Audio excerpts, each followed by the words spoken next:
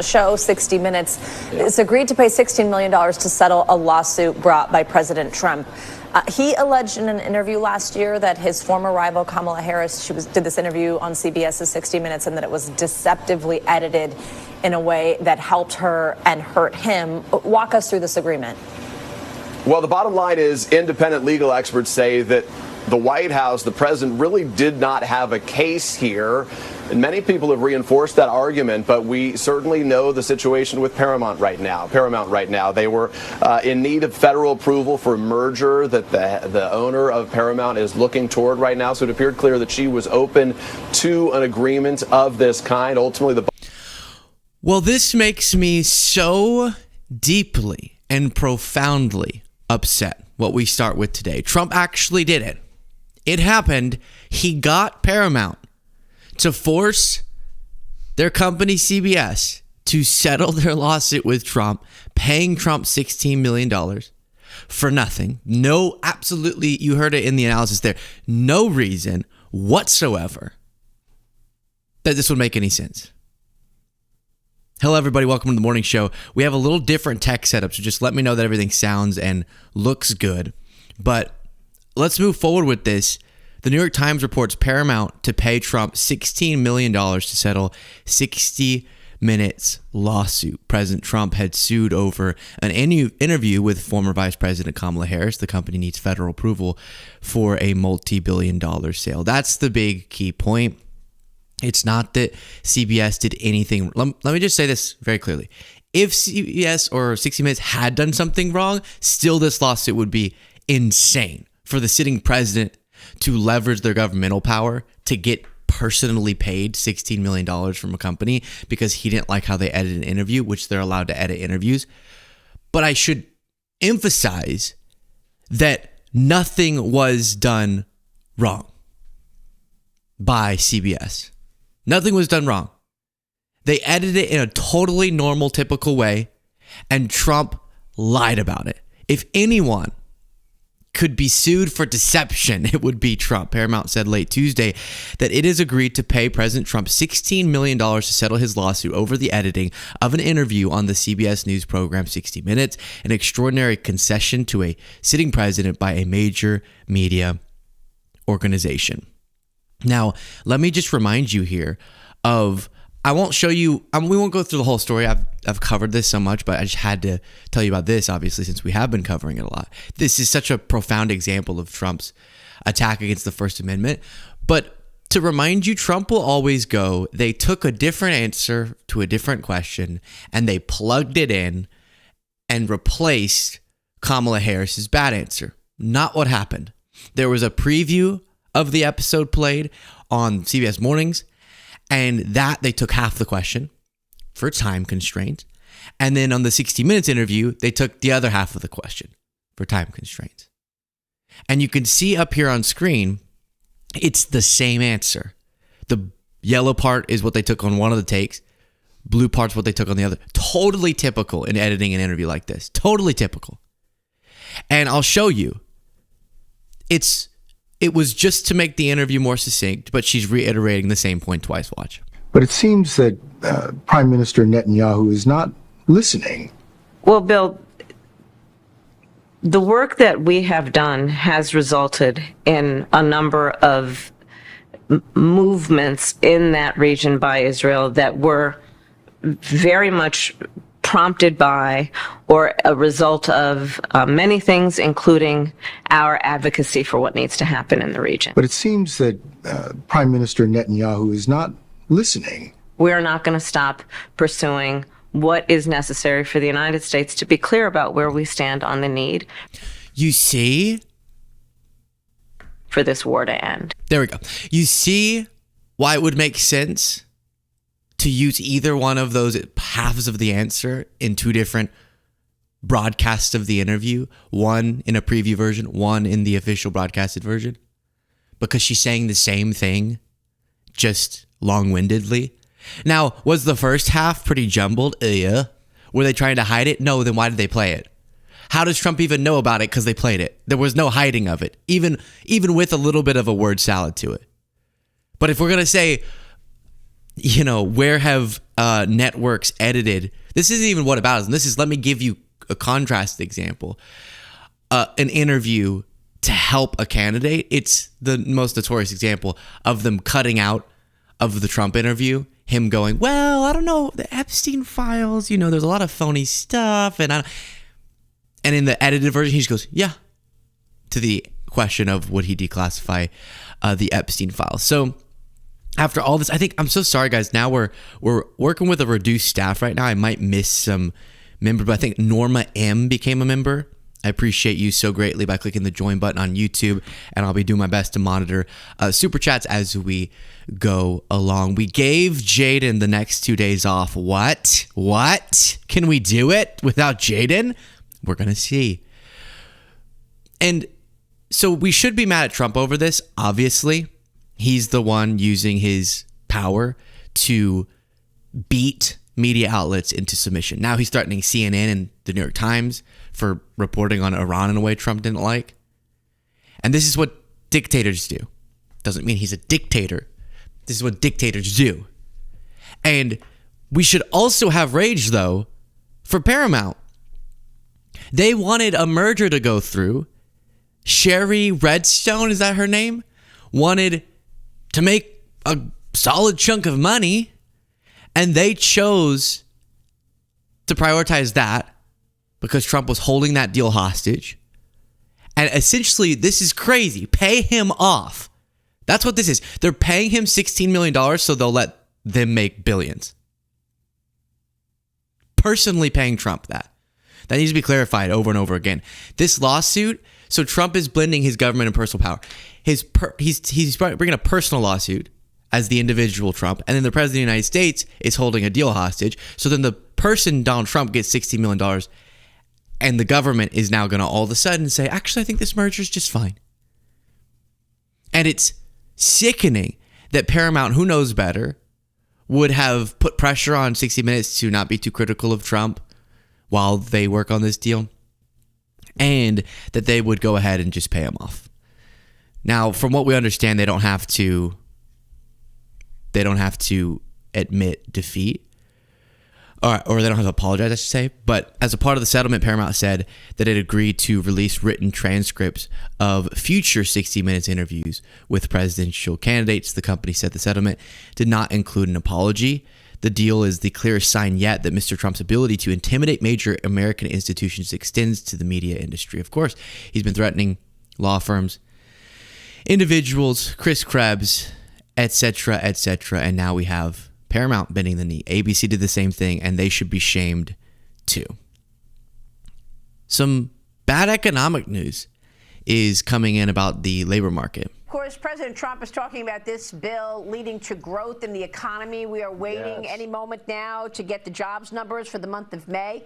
The expectations call for the ADP numbers to be up 95,000 for the month of June, rather. It's the June jobs data, and we'll, of course, right now seeing the number actually show a decline in jobs, down 33,000 on ADP. The bill includes $25 billion for the Golden Dome, the missile defense. That was brutal timing as she was getting that breaking news. She's like, Trump's talking about how his policies are going to help the labor market, and we're waiting for an estimated 95,000 job growth number. And if I'm looking at never mind. We're not going to talk about that. A loss of 33,000 jobs. Ooh. Trump. More coverage here. Would like to sign this right before the July 4th holiday to celebrate freedom and independence. John, we are 30 minutes away from the opening bell for a Wednesday in a holiday-shortened week. Your thoughts? Well, our big surprise today had to be that ADP report on private sector employment. That was down by 33,000 jobs. The labor market is softening. It's flattening out. And that Trump is getting very soft. Excuse me. Biden was really good at making things hard, like our labor market. Trump has more of a softening effect, I think, is what this John Lonsky's teaching us. And I don't know about y'all. I really don't. I prefer a president who can get things hard, the labor market, etc. But maybe you like a little bit more of a ED president. Flattening out, and that tells me that companies can go ahead and increase prices in response to higher tariffs, but I don't think that consumers are going to respond positively. They'll pull back on spending, so any increase by inflation because of tariffs will be quite limited. Yeah, that's brutal. Estimated 95K, actual a loss of 33K. Paul Bellamy said, cancel your subscription to Paramount in protest. I'm telling, the fact that Trump is getting away with doing stuff like that, and his followers, do you remember at Trump's inauguration, he proudly proclaimed himself to have saved the First Amendment, and now he's attacking it like we really haven't seen in this country. Then Yahoo Finance reports labor market showed more signs of a cool down. ADP data showed U.S. private employers unexpectedly cut 33,000 jobs in the month, badly missing expectations of around 98,000 jobs added. Zuki said, my condolences for America from the UK of the state of things right now. Truly dystopian times. Keep fighting the good fight, Luke. Thank you for that super chat. Moving away for a second from politics, I do want to give you this news. The New York Times also reports inside the surprise Idaho murders plea deal that left some families fuming. So this is the Brian Coberger murder at Idaho University now a couple of years ago. And they've been building towards a trial for years. And then there was a surprise plea deal. A criminal trial was approaching for the man accused of killing 4 college students. The conversation covered logistics of the trial and how families of the victims would, and it goes through the particulars, but then there was this surprise news that maybe the prosecution and the defense had reached an agreement to pursue a plea deal that would take the death penalty off the table, but still sentence Brian to a life in prison, as he obviously should get. And the story of this is you had Idaho University students all at a house living together. They'd come back from a night out. They were in their rooms. And then Brian, and there was never really, other than kind of like serial killer type stuff, there was never really a clear motive. It's not like he was mad at one of them, at least from the evidence that was gathered. It's not like there was a disgruntled element to this. He just calmly traveled to their house, Brian Coberger, went inside a sliding glass door, just the stuff of nightmares, had this big knife, and ended up stabbing 4 of the students in the house. One of the girls was panicking and heard him say to her, "It's okay, I'm going to help you," and then walked towards her and kind of walked out of the house. And that's where she witnessed Brian Coberger after he had stabbed her friends. And so disturbing, but it looks like now a plea deal is struck. So this won't be going to trial. And what was really interesting is News Nation had Dr. Katherine Ramsland on, and she had taught, he was pursuing like criminology type stuff. She had taught him, and kind of in this interview was saying she feels disturbed, believing maybe some of what she taught him could have played a role in these murders. Book. And also I have one called The Mind of a Murderer, which was about various behavioral experts over the past century who interviewed killers, mass murderers, and serial killers to get as close as possible, spending a lot of time with them to get as close as possible to their process of becoming a criminal. And so he would have been exposed to that. I think some of the, now looking back, I would look at maybe some of the things that interested him as being, something that gives me pause. But we always have to think about, we all know, everyone in this field, forensic psychology and criminology, know that we could have students who might become offenders. But we also know that the vast majority of our students will not, and will instead go into a field like law enforcement, FBI, Secret Service. Yeah, that's probably a disturbing experience for those sorts of professors, where you know some of the people are interested as they are, because they have horrible intentions. It's kind of like, this is a disturbing example, but it's kind of like when you look at child sex offenders. Often they obviously try to immerse themselves and get really close to situations where a lot of kids are. And so there's this huge disturbing element of humanity that you for example, you go to a kid's soccer game or something, and you're thinking, those dads who want to be here, who want to bring the snacks, who want to coach the kids, those are good dads, or they're child sex offenders. Those are those are people who care about helping out the next generation, or they're child sex offenders. And I don't know which. Similar here. Wow, this person just wants to learn about serial killers constantly. They're going to go stop serial killers, or they're going to be one. And that really sums up life, I think. That sums up life. And you have to believe the best about people until they give you a reason to believe the worst. But it honestly brings up a sort of moral consideration with media outlets, and I've thought about this a lot when we cover mass shootings and stuff. Sometimes people with homicidal intentions still have to be inspired. They still have to get obsessed with BTK first, or hear about a story of a mass shooter and get attached to it, to then manifest their homicidal intentions into action.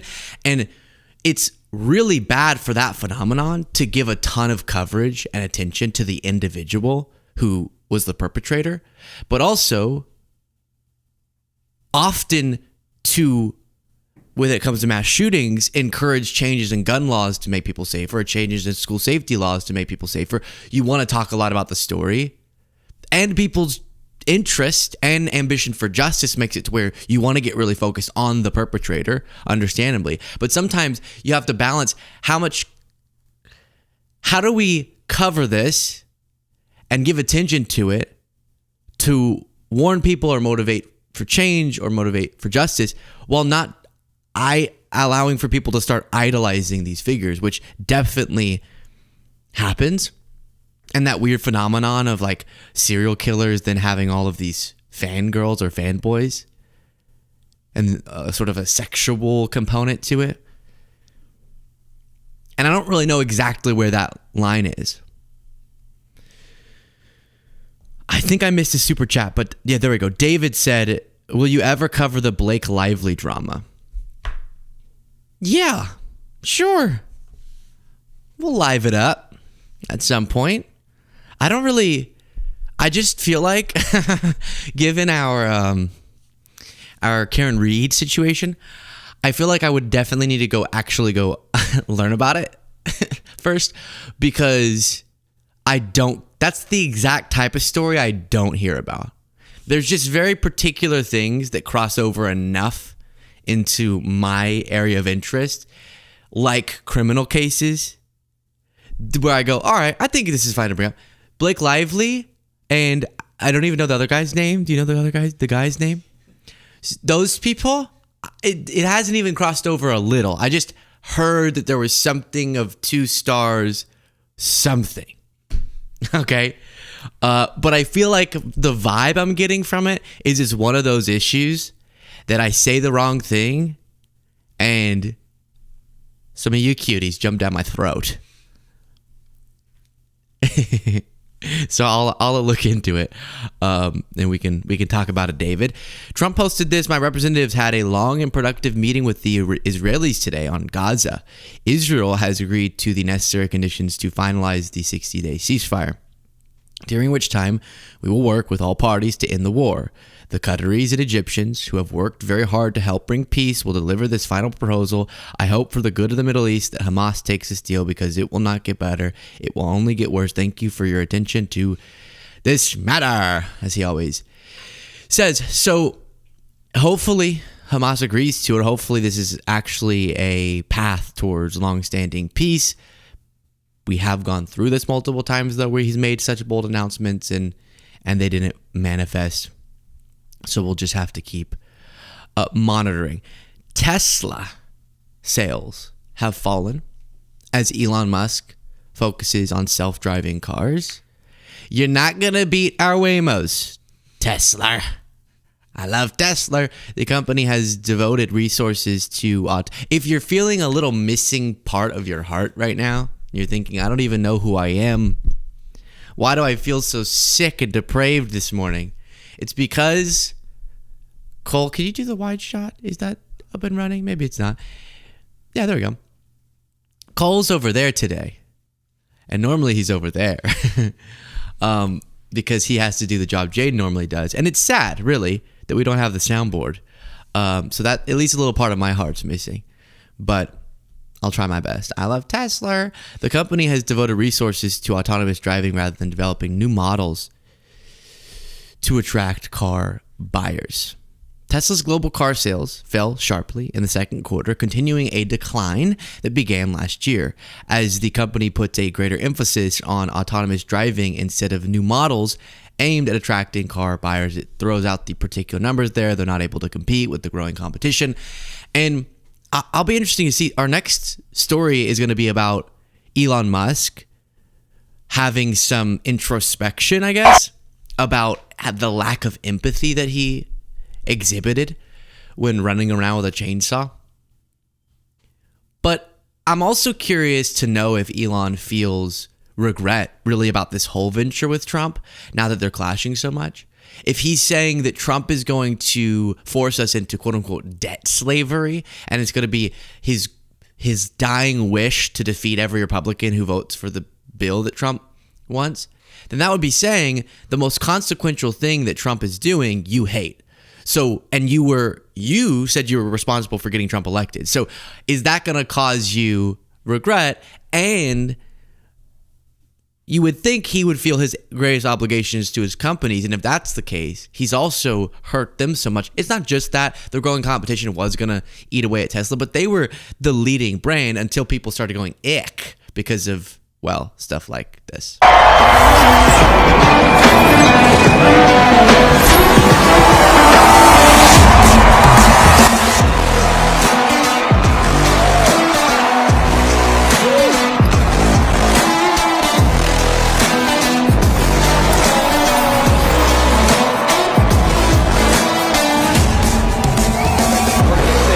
Second.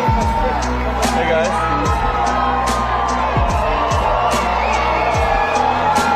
We've got one more surprise in case this wasn't enough. I'm going to let Elon do it. Who else is here? Well, President Milei has a gift for me. Javier Milei from Argentina. You guys know who that is, right? Why don't we bring him out? Yeah.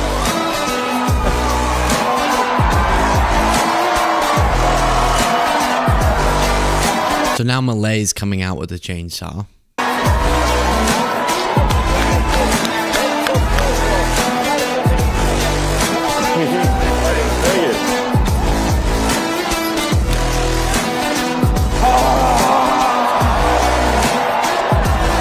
This is the chainsaw for bureaucracy. Chainsaw! Chainsaw! Is that Freke? Freke Lelon. Sorry if I botched. I hate when I can't just boom. But when a Trump voter friend started begging me for money because he can't get vet pay or Medicare anymore, I told him that I'm respecting his view on not giving handouts by not giving him any help. Safe to say he unfriended me. Yikes. Yikesy. Yikesy.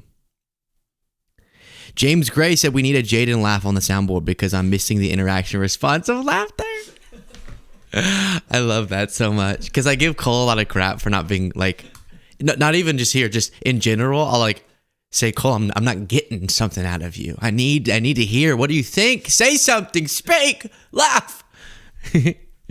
And yeah, he has a little bit more of an internal style of reaction than Jaden does. Now, let me give you some of the context, and then I'll show you what Elon said in response to that clip in retrospect. Katherine Ramsland said, children clung to life in Sudan. This is from the Washington Post. By the slenderest of threads, supported by community soup kitchens. Then the USAID funding cuts came, and their mothers watched them starve to death one by one. So that's what came of the chainsaw approach. And Jim said, maybe you shouldn't have taken the chainsaw on stage and acted like a fool. Maybe you could have gotten more done if you weren't so worried about looking cool. And Elon said, valid point. Milei gave me the chainsaw backstage and I ran with it. But in retrospect, it lacked empathy. It's sort of like, I don't know. I don't know how to process that. Like if I killed you and then a few years later was like, that lacked empathy. I don't know if I should get credit for having that revelation. Sometimes it really is too little too late. Sometimes it really is.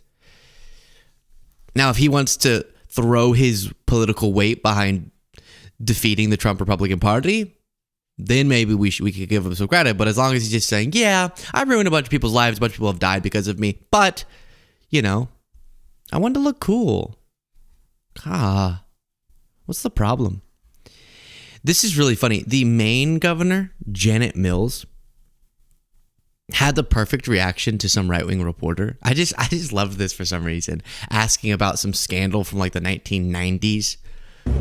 Is sniffing cocaine at work a human right, Janet? How much more does an 8-ball cost with inflation?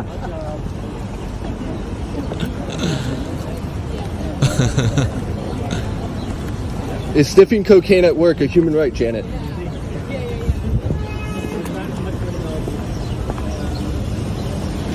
I don't know why it was so endearing, her going, what the fuck? Just saying that and then not answering any more questions. What the? And I didn't know anything about this story, but media reports, what the F? Maine governor stunned by man trolling her over decades-old allegations of cocaine use. And I guess this came back up because Fox News Digital got access to a report from the Department of Justice that back in the 90s determined that the investigation of Janet Mills wasn't politically motivated, but that investigation led to her not being charged with anything. So what? In the 1990s, she was accused but then not charged with doing drugs.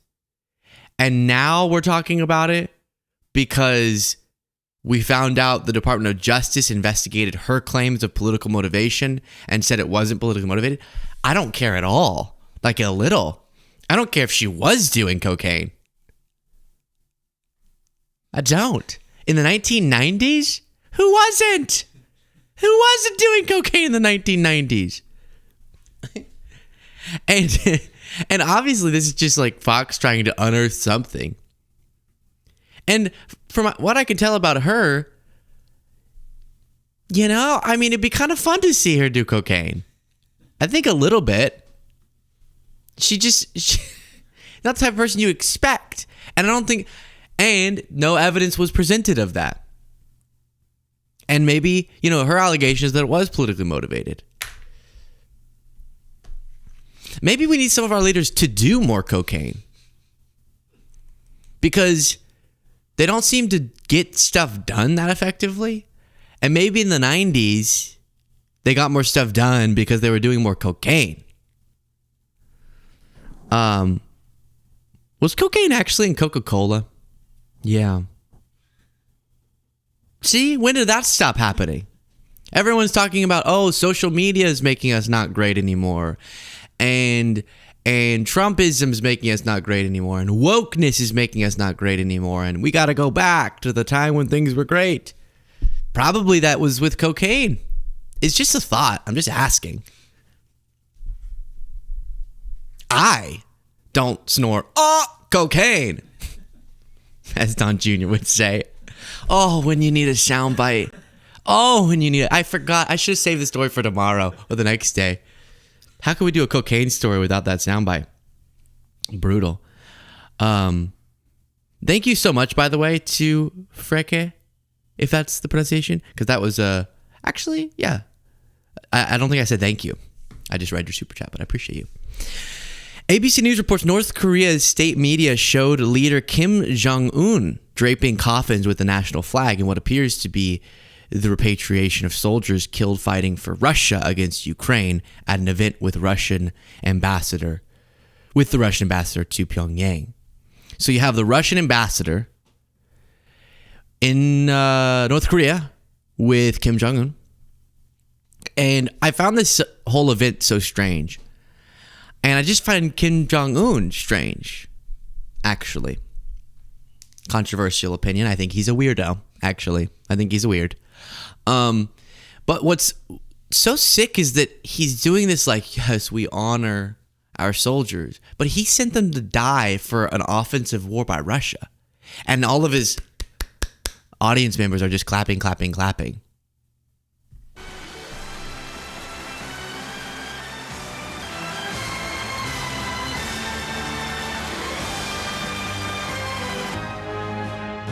Why do they clap more in sync?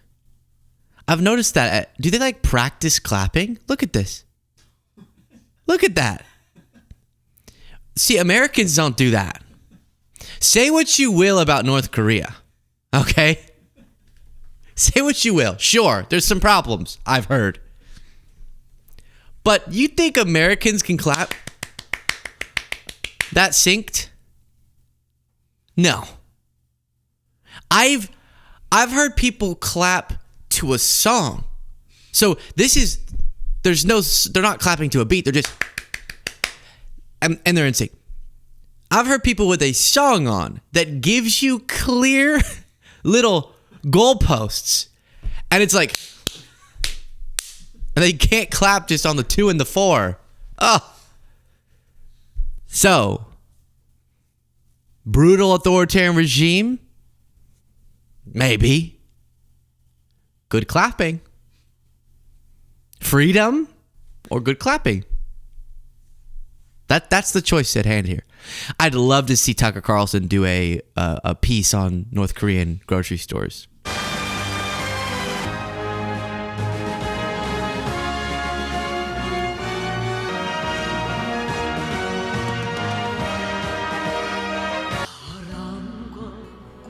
Do you think Kim Jong-un's going to copyright this? I wonder if they have this copyrighted.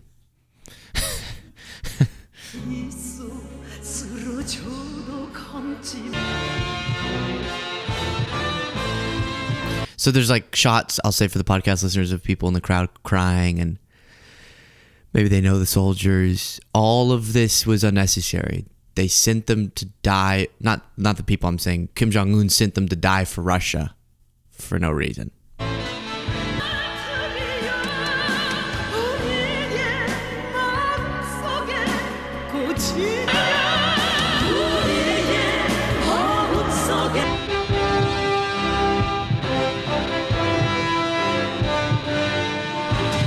What year is this from? This year is the answer, but why? Why do countries that have these insane dictatorships get stunted growth? Like, not even growth, like development, stunted development. How, and on physical development too, I think is the comparison between South Koreans and North Koreans. But that's not what I'm talking about. I'm saying it's weird how like they freeze in time. This seems like out of a different time.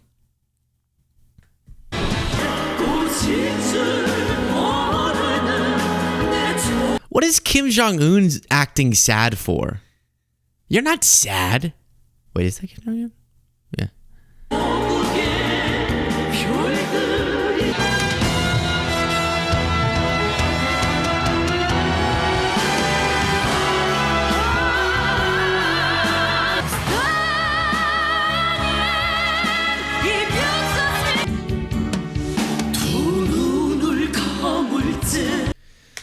So disturbing. Guys, hey, You might be thinking, I don't want to have to go sit in an auditorium so we can caress the dear leader's ego, watching him drape flags on coffins in a slideshow with epic music because he chose to send soldiers to die in a fight for Russia.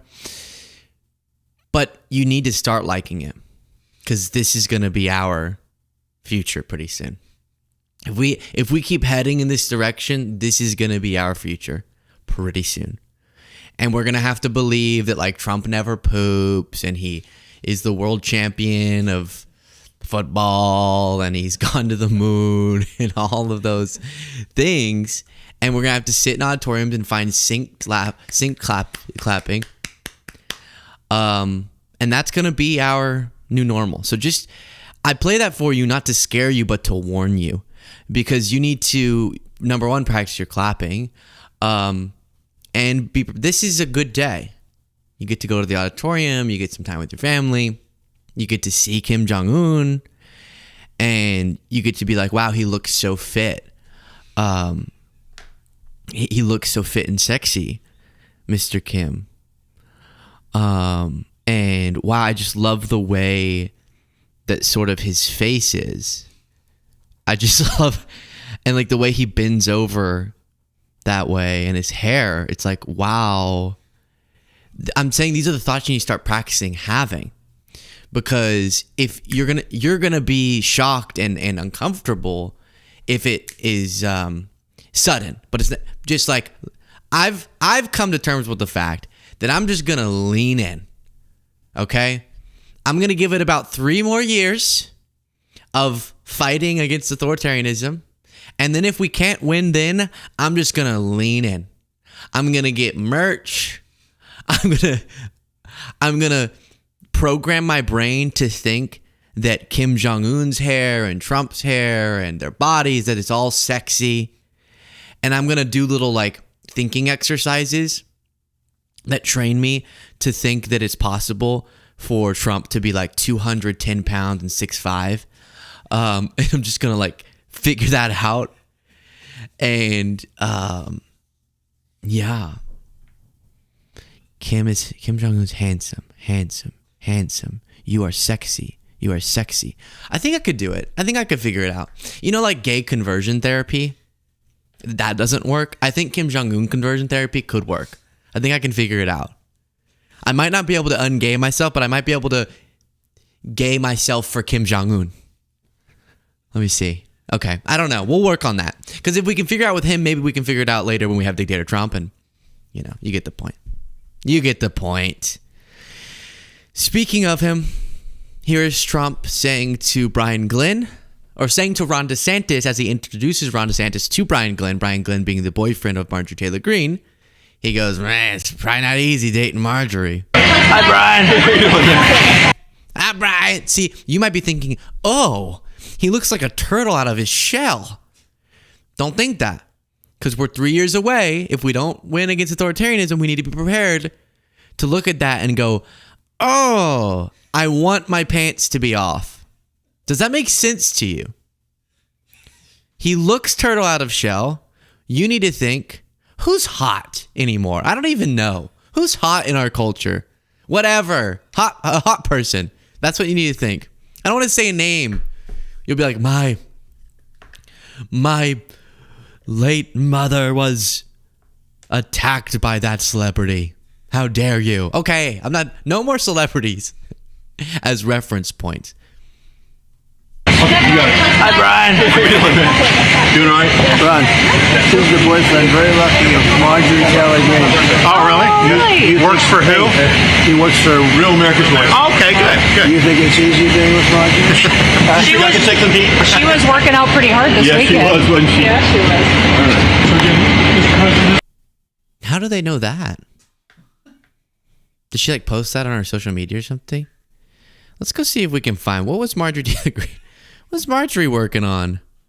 What do you mean she's working out so hard? I don't know. Marjorie. What's the one?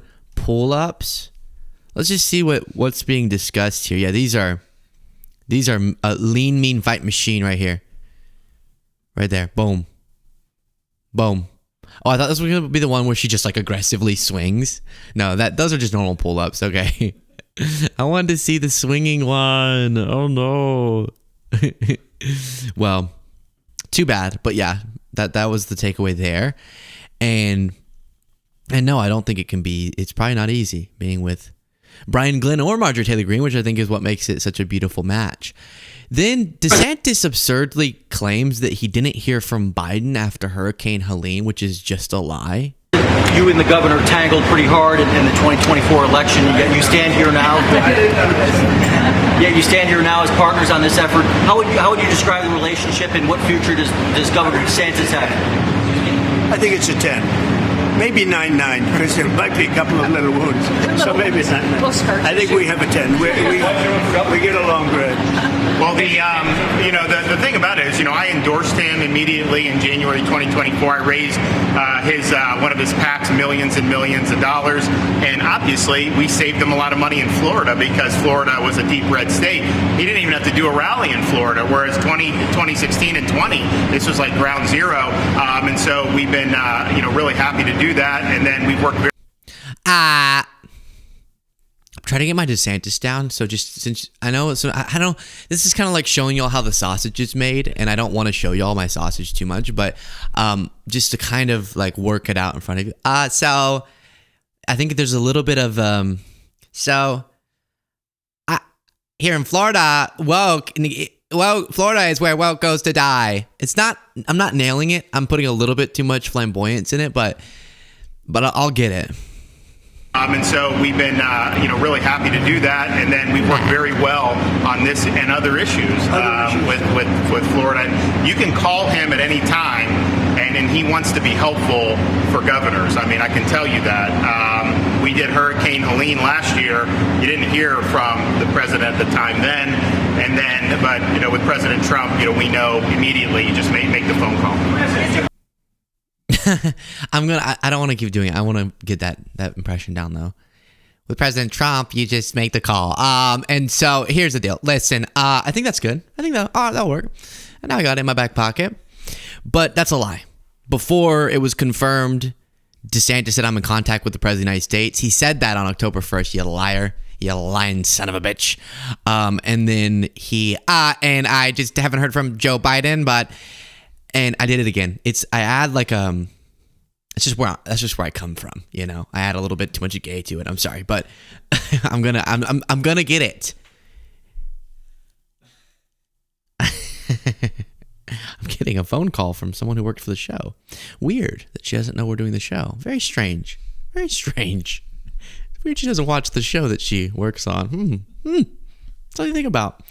But yeah, so that was confirmed. Biden tonight I spoke with Florida Governor DeSantis and Tampa Mayor Castor for firsthand reports on Hurricane Helene, and they complimented each other. And I remember even covering back then, like, oh, it's nice to see that DeSantis is saying positive things about Biden and DeSantis.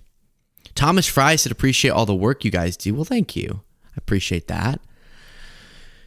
Why does MAGA insist on doubting every single thing all the time? It's weird how like it used to be, we can't believe what they say on climate change, or we can't believe what they say on LGBTQ, or these liberal institutions, they're making people too liberal. And now it's just kind of any expert consensus, doubt it, which is even stretching to the moon landing. Am I smoking too much Delta 9, Congresswoman? Alex, that's an interesting concept, and maybe we could have a classified briefing at some point. But I would love that. Certainly, I love to explore all the different things. Tucker Carlson once thought that Building 7 just collapsed, and it did. And now he says emphatically that he was a part of the propaganda that led to the war in Iraq and Afghanistan. Things change, facts change. Wait, what? Gosh, I hate them so much. I hate them. I'm sorry. I hate you, Lauren.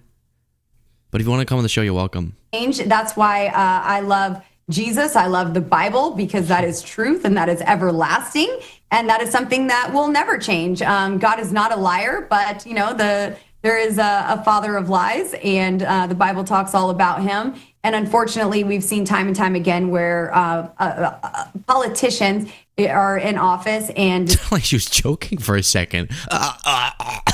What? Like, oh no, a Trump steak got whatever. But there is a father of lies, and the Bible talks all about him. And unfortunately, we've seen time and time again where politicians.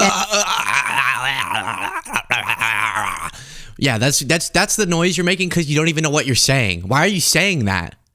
You don't have to say that about everything. She's gone on. So the question was, do you think the moon landing is fake? She's like, wow, the Building 7 and 9/11 and the Tucker Carlson. Now he says this, and the father of lies, and the father of my father. Well, not my literal father, but the father that's up in the sky, but not literally the sky, but father, the God. He doesn't tell lies, but there is a father of lies, and that one is maybe saying that maybe on the moon landing that one step for man, one step for mankind. We've seen time and time again where politicians are in office and deceive the American public. And so, I don't know, have we been beyond the Van Allen radiation belt? Maybe. I like that. If so, I would like to know why it's taken so long to get back through it again. But, here we This is the same interview. She was like, yeah, let the Tiger King out of jail. Woo! Yes!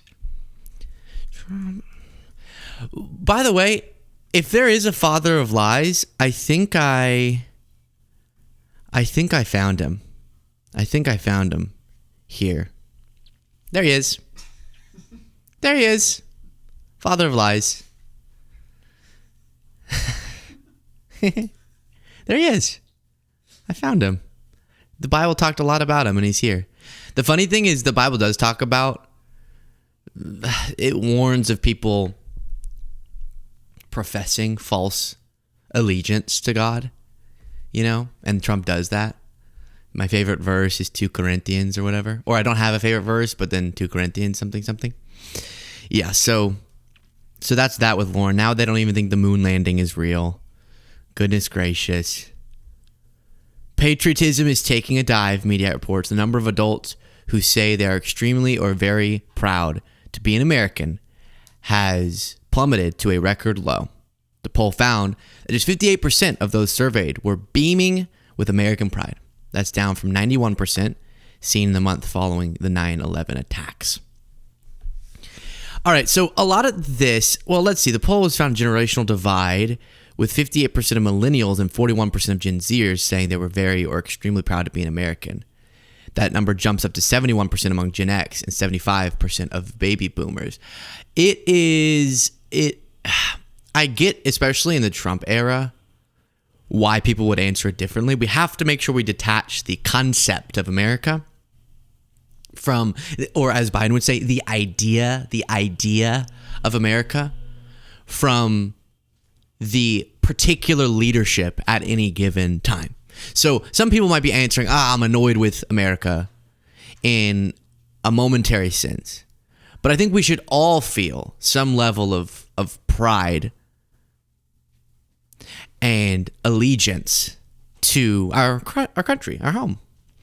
And we should then use that as motivation to want to make it better. But what I see here as troublesome is that increasingly one's loyalty to their country, this is especially bad among MAGAs, is defined by a person, a political figure, and not by the broader shared principles that we're supposed to have.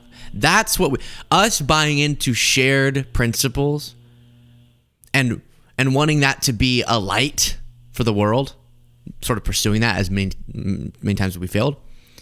That should be something that we all kind of share. And then we scream at each other for the rest of the time about how we think we should get there. But at least all having a common understanding that we're trying to head towards that same lighthouse.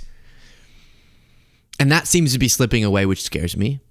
And I think if you get too many people in your country who don't feel any level of love for it. It's just kind of like, well, I'm here. All right. And don't see it as having any value or potential for value. I think you get into some problematic territory. I do. I know that can sound like it's a MAGA argument. It's not, though, because no one dislikes American principles more than MAGA. Just let me tell you that for certain. But it actually is the thread that holds us. Because when you ask what makes being American an American, what allows us to have some shared motivation to be better?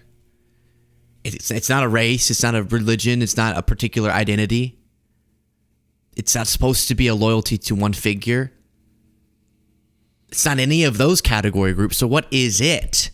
It's not that we have a common origin with this land, unless you're a Native American, but most Americans don't share that. It's not any of those things. It should be, and I do apologize, right outside of our office, there's some lawn work being done. It's very loud.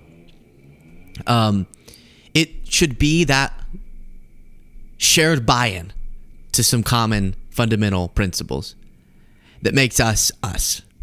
And it doesn't mean some of those aren't also reflected in other countries. Sometimes influenced by us, sometimes not. But it's just we love and cherish and want to fight for those things.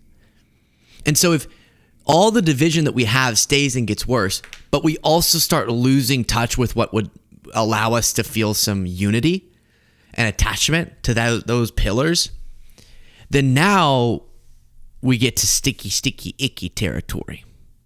Okay?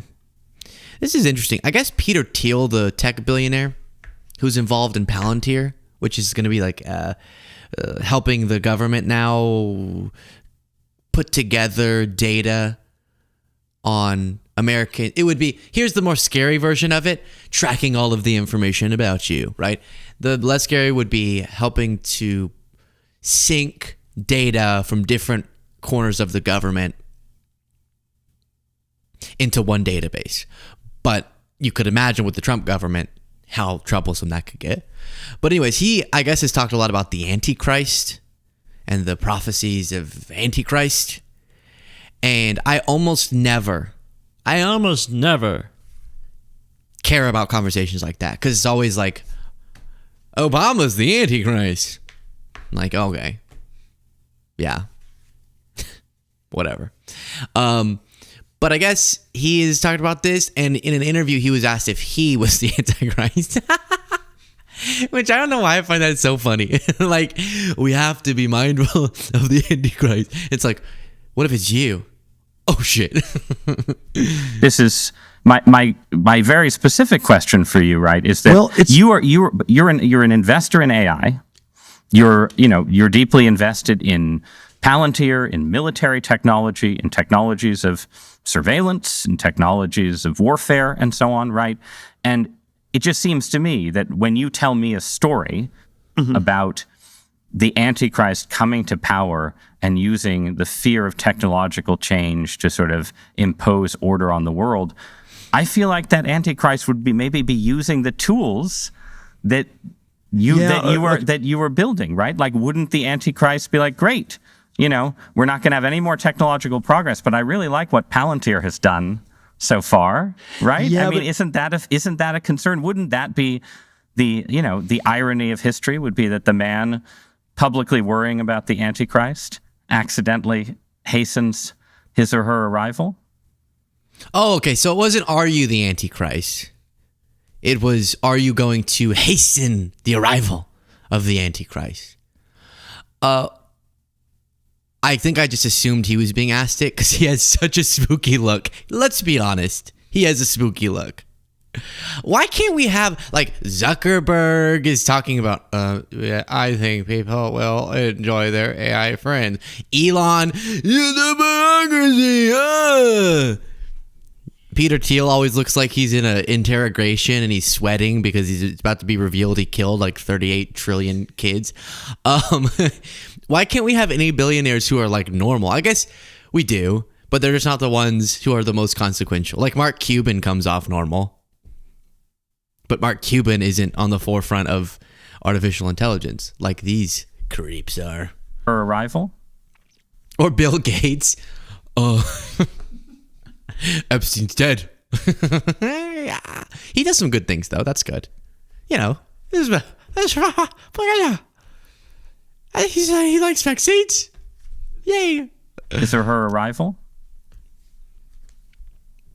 They're all there are all these different scenarios. I obviously don't think that that's what I'm doing. I mean, to be clear, I don't think that's what you're doing either. I'm just interested in how you get to a world willing to submit to permanent authoritarian rule. Well, but again, there are these different gradations of this we can describe. But is this so preposterous, what I've just told you, as a broad account of the stagnation that the entire world has submitted for 50 years to peace and safetyism? This is 1 Thessalonians 5:3. The slogan of the Antichrist is peace and safety, and we've submitted. Wait, I hate that. Really quickly, Jesse said I need the 1-2 soundbite. Yeah, no soundboard today. Sorry. I'm not gonna read what you said, but I will play it once Cole gets back to the soundboard. I hate when people go like, the prophecy says that the Antichrist will facilitate safety and comfort, and once you succumb to it, then you've lost to the Antichrist. It's like, I'm not really well versed. My Bible, my Sunday school is failing me right now. I don't really remember what the stuff is in the Bible about that. I'm just being honest. But if you're saying that the Antichrist is going to come and like make us all comfortable and safe, how do we know it's the Antichrist? What if that's just Jesus, the Christ? Because sometimes they'll do this. Well, then you've lost to the Antichrist. But how do we know that? This isn't a game. If they make us safe and comfortable. Is that what he said? Safe and comfortable? Say this again, sir. Is this so preposterous, what I've just told you, as a broad account of the stagnation that the entire world has submitted for 50 years to peace and safetyism? This is 1 Thessalonians 5:3. The slogan of the Antichrist is peace and safety, and we've submitted. Yeah, I'll submit to peace and safety. Sure. I'll do that. What's the bad part? There has to be a bad part, right? It reminds me of a really funny joke where it's like, hell is a terrible place where all of the people who did drugs and had orgies and are gay are all hanging out together. And the comedian's like, sounds fun. No, we don't want to go to hell. But I'm just saying, similarly here, so an Antichrist at some point is going to come here. Yeah. What's going to happen with it? It's going to take over. How? It's going to make everyone safe and comfortable and peaceful. Okay? And then how do we distinguish that from Christ, the good one? Well, he will make you. He will. He'll be a great king. No, because last time he came in a more moderate way. As a peasant. How do we know he's not making us safe and comfortable? If he heals me, right, the healing abilities, that's making me more... Okay, I'm sure I sound like an idiot. I'm hearing myself. It's a joke. It's humor. Hey, if you think I'm ever saying something it doesn't sound historically backed up or biblical, don't worry about it. It's a joke. It was just to make you laugh. That's the only reason. Like the annals thing. Chelsea McNellis said, Luke, have you seen the clip of Trump saying he's going to let farmers own migrant workers? It's a Fox clip. I will find that. I've seen him talking about, the farmers can deal with it. The farmers can choose if they want to get their workers deported or not. And I guess to your point, that sets up a really dangerous scenario where now they have this insane control over the entire life of their worker. Which, to be honest, is something that a lot of employers of undocumented immigrants already leverage. They already use the threat of deportation to get what they want out of their employees. We have in our personal life, really disturbing example of that we experienced or heard about. And speaking of things I heard about, I can't say it. This person made really clear to me that they were NDA'd out the wazoo, okay? And they were really afraid to tell me. They actually wouldn't say it, but they gave me like the initials and the company and everything. So I was like, okay, I know what you're talking about. And like the net worth. But Peter Thiel here, someone who worked for him, worked for me in some capacity, and said he was a weirdo. I'm serious. That sounds like I was setting up a joke. No, actually, and said it was a really strange guy, which I'm really giving you some crazy secret information. That he's weird. You didn't know that? Wait, are you saying you knew that already? But I knew someone who...